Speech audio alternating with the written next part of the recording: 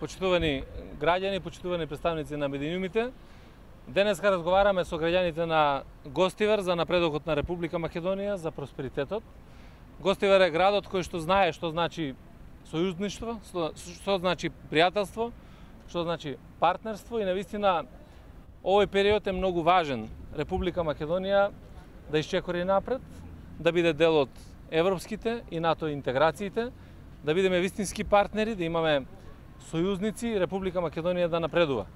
Навистина мислам дека после многу години тапкање во место, сега е период во кој што граѓаните ја имаат историската шанса да помогнат на Македонија, да помогнат на самите себе си, да помогнат на нашите и своите деца и Република Македонија да биде членка на НАТО и на Европската Унија, Република Македонија да има економски просперитет и Република Македонија да има исти вредности, да споделува исти вредности како граѓаните на Европската Унија. И овие процеси никој не треба да ги попречува во овој момент. Треба сите граѓани да се приклучиме заедно во оваа битка за остварување на националните интереси, тоа е членството во Европската Унија и НАТО.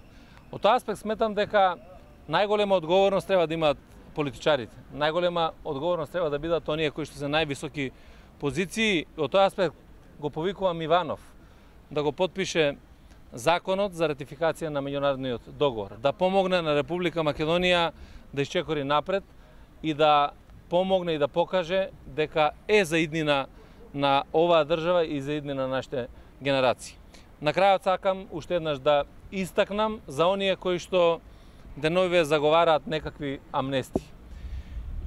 Апсолутно не се боревме за амнестија на криминалот на никого.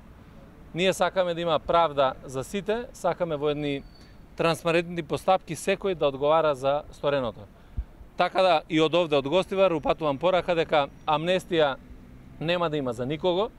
Никој нека не се надева на амнестија, секој нека се соочи со правдата за она што го направил, заради тоа што и тоа е европска вредност. Правда мора да има сите и да чекориме цврсто и храбро заеднички, без разлика на национална и на верска припадност во Република Македонија, да чекориме кон тој европски пат. Благодарам. Дали има некакви сознанија за смртта на Пејачот Илиевски? Се уште немаме никакви сознанија, значи кога ќе имаме информација која што треба да биде споделена со јавноста, тој ќе го соопшти.